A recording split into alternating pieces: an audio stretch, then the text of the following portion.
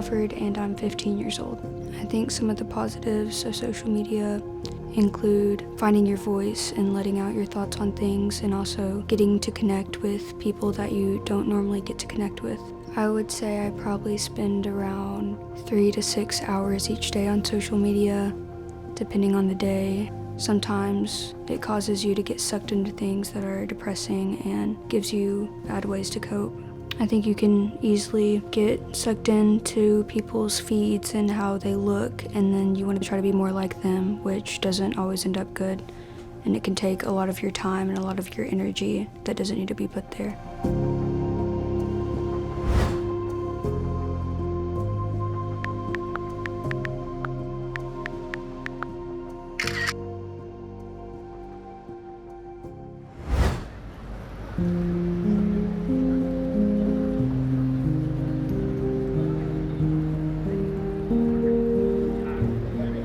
My name is Lisa Wyatt. I'm a school-based therapist with a master's degree of social work. So when you are using any type of social media platform, your identity is now part of that. If you don't have enough likes on a post that you share, their responses are, well, now I don't have any worth or meaning, or maybe I don't have any purpose because the amount of likes I have doesn't measure up to the expectations that I wanted. For humans, for people, right, we're naturally going to compare ourselves to others. It's human nature. It's what we do even as adults. We're always just going to compare ourselves to others. And this is especially true for teenagers. They are in that developmental stage, right? This is where their identity formation comes from, right? It's that driving force. This is where they're starting to think and identify themselves and where they stand in their preferences, their attitudes, their beliefs. And how social media comes in, it magnifies that comparison part in a negative light. Like, I give you an example, a lot of these kids, right, on social media, TikTok, Instagram, Snapchat, they're measuring themselves to these curated images of their peers. And not only that, but now they're also comparing themselves to celebrities who have achieved these high levels of success. And so any type of achievement that they achieved or accomplishment that they've achieved no longer matters. Like, it's never enough. So they keep striving and they keep going, and it creates that pressure on them that should never be existent in the first place.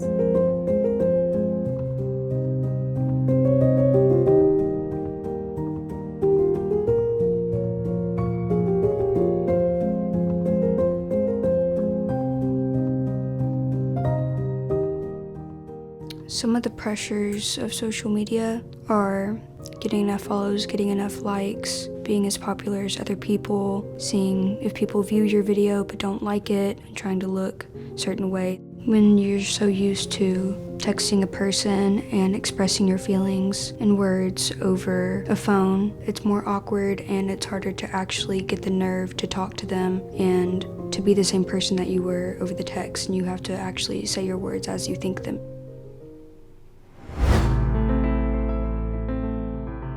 You know, there's always the word addiction that's used, but it's more of I see this in myself as well, but more so in teenagers who are like digital natives. They grew up with these devices. You know, our teenager was born in 2008, which is around the time the iPhone came out. And so she's really not known a life without one. So there's almost this dependency upon it that I didn't have growing up. Even though I'm somewhat addicted to my phone, she is in a different kind of way where there's almost this dependency upon that device, not just as a means of entertainment or leisure, but as a way of connection with people and as a primary way of obtaining information.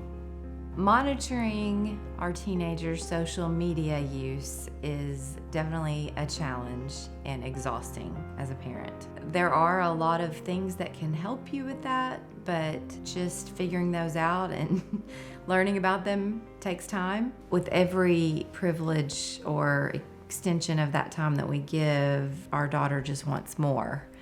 And so it is almost like an addiction. You know, the more that you have, the more that you want. I don't know that we have the solutions, but we're trying.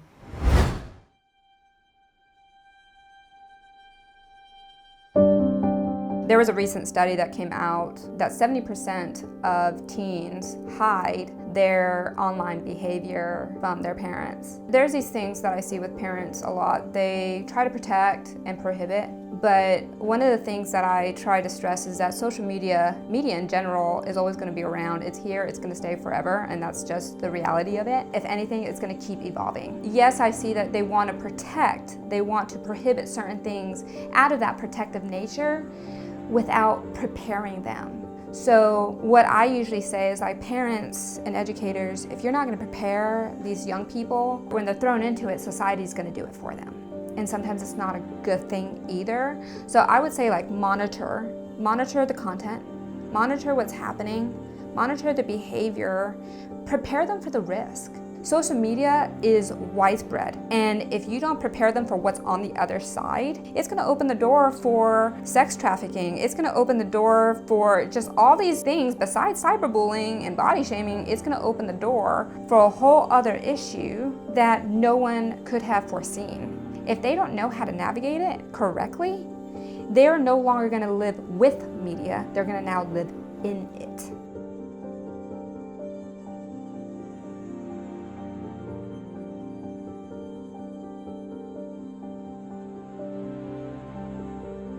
My son was bullied both by students and the administration of Farragut High School, but then of course it turned into cyberbullying on the computer as well. I think the most detrimental part was that he couldn't get away from it. It was happening at school, it was happening when he went to the principal's, when he wanted to go home, it was happening on the computer, it was happening even when we moved into a new school. So I think it still haunts him today that it could happen again. It made me feel helpless. I felt like there was nothing I could do. I was fighting a faceless person, and there was nothing we could do except take away his ability to see it. That was all we could do, but we couldn't stop it. And even when we moved into a new school, the cyberbullying kept going, and we couldn't stop it. But we did the best we could, that's all. Riley got it from all sides, and the cyberbullying just continued it. He felt safe at home until it started online, and when it started online, there was no safe place anymore.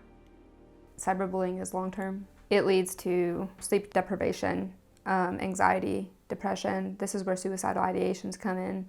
If a person's being bullied in person, right, and then all of a sudden now they go to social media, or they're living in the virtual reality, the cyber network, and they're being bullied there, there's no in between.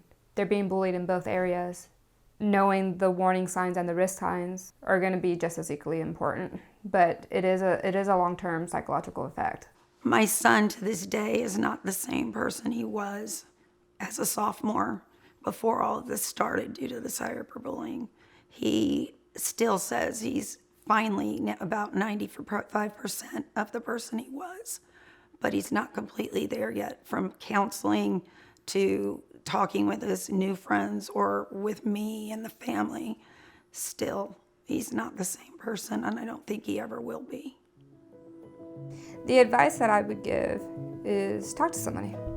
You know, there's no shame in it. Just because you go see a therapist doesn't mean that you're crazy. You know, sometimes you just need a third party to come in and help you navigate through the stressors of life. And if you want something to change, you have to know where to start. You want to learn how to accept reality with how it is and move forward in your life without the fear of being judged or criticized by others, and living to their standards of living when you should have your own. And don't let the things that people say about you impact who you are, because you're still growing. I would also say that if young people, if they do know somebody who has been a victim of cyberbullying, be an upstander. Don't be a bystander. Do something to protect that person. They need a hero too, and you never know whose life you can save just by speaking up.